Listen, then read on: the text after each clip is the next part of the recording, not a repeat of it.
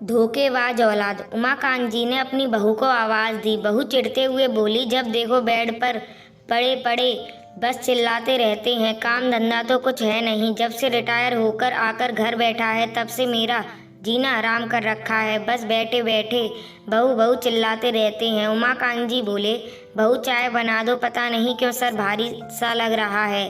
बाबूजी, आप तो जानते हैं कि दूध बच्चे पीते हैं, फिर भी हर समय चाय पीने की फरमाइश कर देते हैं।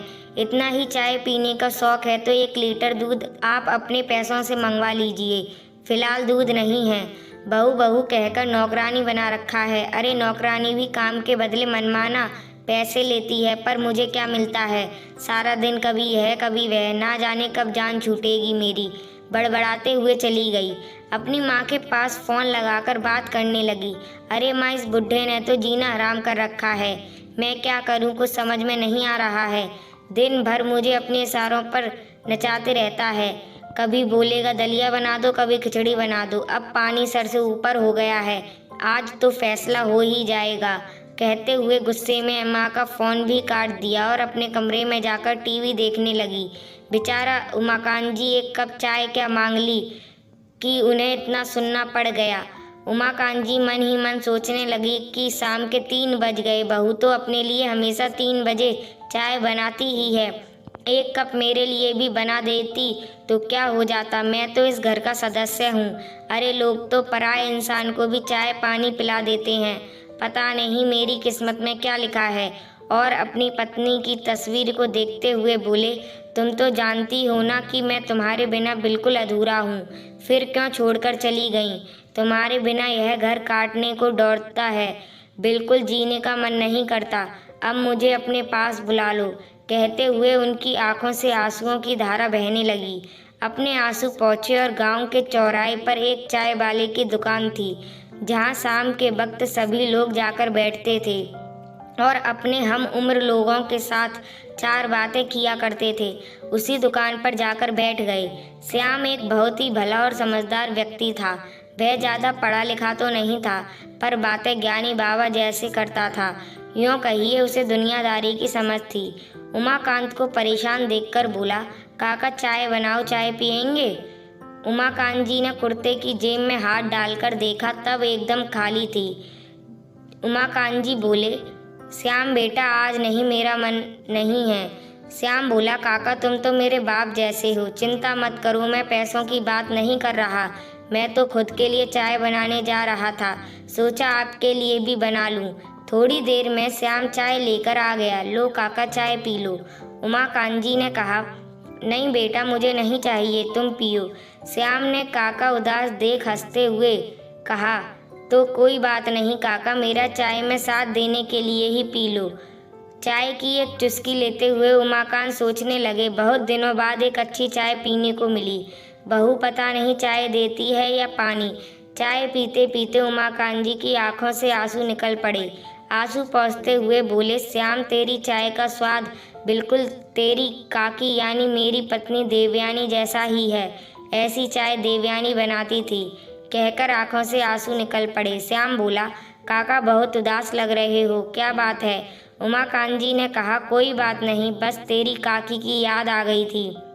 कहकर झूठी हंसी हंसने लगे। श्याम बोला, कुछ तो बात है, पहले से बहुत कमज़ोर हो गए हो। पहले जब काम करते थे तब खुश रहते थे, काकी तो तब भी नहीं थी, मगर जब से आप रिटायर हुए हैं तब से बहुत उदास रहते हैं। बताओ ना काका, क्या बात है? क्या बताऊं, पहले मैं पैसा कमाता था तो सब ठीक था, अब मैं लाचार हो गया हूँ। अब यह शरीर भी मेरा साथ नहीं देता। अब बेटा बहू को मुझे घर में रखने में परेशानी हो रही है। क्या पैसा ही सब कुछ है? मैं कुछ भी नहीं। मैंने अपने बेटे की खुशी के लिए दिन रात मेहनत की, अपनी खुशियों की परवाह नहीं की, उसे पढ़ाया लिखाया, इस काबिल बनाया कि वह आज अपने पैरों पर खड़ा है। माँ बाप तो कई बच्चों को पालते हैं, उनकी हर ज़रूरत को पूरा करते हैं, फिर क्यों बच्चों को अपने माँ बाप बोझ लगने लगते हैं? अब तू ही बता श्याम बेटा, मैं कहाँ जाऊँ, क्या करूँ? एक एक पल जिंदगी बोझ लगने लगी है। श्याम ने कहा, तुम कहाँ जाओगे काका? वह घर जितना तुम्हारा है उतना ही उनका भी है, आपने अपनी मेहनत से उसे बनाया है, तुम कहीं नहीं जाओगे। अगर कोई जाएगा तो वह लोग जाएंगे। उमाकांत जी बोले, नहीं नहीं बेटा, वह मेरे बच्चे हैं, मेरा सब कुछ उन्हीं का तो है। आपकी बात तो सही है, आपके बाद सब उन्हीं का तो होगा, फिर वह क्यों नहीं समझते? श्याम ने कहा। श्याम बोला, ठीक है काका, मेरा एक दोस्त है, मैं उसे आपके घर भेजता हूँ। ठीक है बेटा, कहकर उमाकांत जी घर की ओर चल पड़े। रात को उमाकांत जी भी खाना खाने बैठे ही थे कि उन्होंने अपने खाने की प्लेट पर एक नज़र दौड़ाई। आज बहू ने खाना बाहर से मंगवाया था, मैदे की बनी हुई कचौड़ी, जिन्हें चबा पाना उनके लिए एक बहुत बड़ी समस्या होती थी, और साथ में मिर्च मसाले और तेल लबालब कोफ्ते की सब्जी। खाना देखते ही बहू को कहा कि बहू, मेरे लिए खिचड़ी या दलिया ही बना दी होती, मुझसे यह सब नहीं खाया जाता। इतना सुनते ही बहू चिढ़ते हुए बोली, बाबूजी, अब आपका नखरा मैं और नहीं बर्दाश्त कर सकती। कभी कहते हैं खाने में नमक ज़्यादा है और कभी कहते हैं सब्जी में तेल ही तेल है। मेरे पास इतना समय नहीं है कि मैं सबकी अलग अलग फरमाइशें पूरी करती रहूं। जो मिलता है चुपचाप खा लीजिए। और वह अपने पति मोहित से चिल्ला चिल्ला कर कहने लगी, सुनो जी, यह रोज़ रोज़ की चिक चिक मुझसे बर्दाश्त नहीं होती। जब देखो कुछ ना कुछ कहते रहते हैं। अब या तो वे इस घर में रहेंगे या फिर मैं, सोच लो। मोहित बोला, अब क्या हुआ? क्यों रोज़ रोज़ घर में कलेश कर रखा है? चैन से खाना भी नहीं खाने देते। क्या करूं, पिताजी है मेरे वह, मुझे कुछ नहीं पता। अब कान खोलकर सुन लो, 1-2 दिन में उनका कुछ इंतजाम करो, वरना मैं अपने मायके चली जाऊंगी। फिर मत कहना नहीं बताया, गुस्से में बर्तन साफ करते हुए बोली। ठीक है, कुछ सोचता हूँ, मोहित कहकर बाहर घूमने चला गया। सुबह होते ही उमाकांत जी श्याम के पास जाते हैं, उससे कहते हैं अब बर्दाश्त नहीं होता। रात तो बहू ने यहाँ तक कह दिया कि मैं रहूँगा या वह रहेगी। श्याम, तुम ही कुछ बताओ ना, जिससे मेरा घर टूटने से बच जाए। उमाकांत जी बोले, श्याम, जमाना कितना बदल गया। पहले माँ बाप का हुक्म सराखों पर होता था। हम अपने माँ बाप को देवता तुल्य समझते थे। मोहित की माँ मेरे माता पिता का कितना ख्याल रखती थी। लोग कहते हैं ना, जैसा करोगे वैसा फल मिलेगा, लेकिन यह सब कहने की बातें होती हैं। मैं इन लोगों के कहने से पहले ही वृद्धाश्रम चला जाता हूँ। हाँ, यही सही होगा मेरे लिए। इतना कहकर उमाकांत जी अपने घर की ओर चल दिए। पीछे पीछे श्याम भी आ गया। काका, सुनो तो सही। रुको काका, पहले मेरी बात सुनो। मेरे पास एक उपाय है, शायद वह काम कर जाए तो बहुत अच्छा रहेगा। नहीं तो फिर जैसा आपको ठीक लगे वैसा करना। श्याम ने उमाकांत जी से कहा, आप इतनी टेंशन मत लो, नहीं तो आपकी तबीयत खराब हो जाएगी। मैं शाम को अपने दोस्त के साथ आता हूँ। उमाकांत जी उदास होकर अपने घर चले आए। बहू ने उमाकांत जी का सामान उठाकर बाहर रख दिया और इंतजार करने लगी। कुछ देर बाद मोहित एक रिक्शा लेकर आया। वह अपने पिता को आवाज़ लगाने लगा। उमाकांत जी बाहर आए और बोले, क्या हुआ, क्या बात है? मोहित ने कहा, पिताजी, मैं अपने घर कलेश नहीं चाहता। यह रोज़ रोज़ की चिक चिक से मैं परेशान हो गया हूँ। आपकी ज़िंदगी तो अब ख़त्म ही होने वाली है।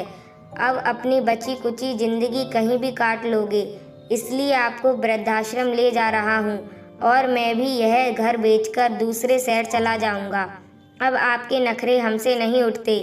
घर बेचने की बात सुन उमाकांत जी की आंखों में आंसू आ गए, मगर क्या करें, कुछ समझ में नहीं आ रहा था। उमाकांत जी तो मानो कुछ कह नहीं सकते थे, बस चुपचाप खड़े होकर अपने घर को देखने लगे। उस घर के हर कोने में अपनी पत्नी के साथ बिताए हुए पल को याद करने लगे। वे सोच रहे थे कि कितनी मेहनत से इस मकान को बनाया था, और देवयानी इस खाली मकान को सपनों का घर बनाया था। तभी उनका हाथ पकड़कर मोहित उन्हें खींचते हुए रिक्शे में बैठने को मजबूर कर रहा था। उमाकांत जी अपना हाथ छुड़ाते हुए घर के अंदर गए और अपनी पत्नी की तस्वीर को लेकर बाहर आ गए। उमाकांत जी लड़खड़ाते हुए कदमों से चाहकर भी आगे नहीं बढ़ पा रहे थे, मगर आज उनका बेटा और बहू मानो उनसे छुटकारा पाना चाहते थे। तभी श्याम अपने एक दोस्त के साथ वहां आ पहुंचा। श्याम ने माहौल को परख लिया। वह समझ गया कि मोहित उमाकांत जी को जबरदस्ती कहीं ले जा रहा है। अपने दोस्त के साथ एक फाइल लेकर उमाकांत जी को दिखाते हुए कहा, लो काका, आपका घर इन्होंने खरीद लिया है, यह रहे कागजात। और उमाकांत जी की तरफ इशारा किया। कागजात हाथ में ले अब उमाकांत जी खुद ही रिक्शा में बैठने चले गए और श्याम ने कहा, ठीक है श्याम बेटा, कागजात मैं अपने साथ लिए जा रहा हूँ। 2 दिन बाद आकर पूरे पैसे ले जाऊंगा। अब यह घर तुम्हारे दोस्त का हुआ। इतना सुनते ही मोहित और उसकी पत्नी पर पहाड़ टूट पड़ा। ऐसा लगा मानो उनके पैरों तले जमीन ही खिसक गई हो। हाय हाय, यह क्या हो गया? तुम्हारे बाबूजी ने यह घर ही बेच दिया, अब हम कहाँ जाएंगे? कहकर जोर जोर से चिल्लाने लगी। मोहित भी मन ही मन सोच रहा था, जिस घर के लिए बाबूजी को वृद्धाश्रम छोड़ने जा रहा था, वही घर तो बाबूजी ने बेच दिया। अब क्या होगा बाबूजी? आपने बिना बताए ही मकान बेच दिया, हमें बताया भी नहीं। आप तो चले जाएंगे, हम कहाँ जाएंगे? सोचा है कभी? मोहित ने गुस्से में कहा। बाबूजी, यह आपने क्या किया? अब हम क्या करेंगे? यह कहकर रोने लगा। मोहित की बात सुन श्याम बोला, और तुम तो खुद ही उन्हें वृद्धाश्रम छोड़ने जा रहे थे, अब क्यों रो रहे हो? आप ही लोग उनसे छुटकारा पाना चाहते थे, अब वह जा रहे हैं तो खुशी खुशी रहो, खूब बनाओ, खूब खाओ, बाहर घूमने जाओ, कोई रोक टोक करने वाला ही नहीं होगा। ठीक है, मैं जा रहा हूँ, 2 दिन में घर खाली चाहिए हमें। मोहित अपने बाबूजी के पैर पकड़कर रोने लगा। नहीं बाबूजी, हमें छोड़कर मत जाइए, हमें अपनी गलती का एहसास हो गया है, हमें माफ़ कर दो, अब ऐसा नहीं होगा, कहकर पैरों में गिर गया। माँ बाप आखिर माँ बाप ही होते हैं। उमाकांत जी मोहित का रोता चेहरा देख मुस्कुराने लगे और बोले, अब तुम ही बताओ मैं कहाँ जाऊँ? मोहित ने अपने बाबूजी को गले लगा लिया और हाथ पकड़कर घर ले आया। मान सम्मान के साथ अपने बाबूजी के साथ हंसी खुशी जिंदगी जीने लगा।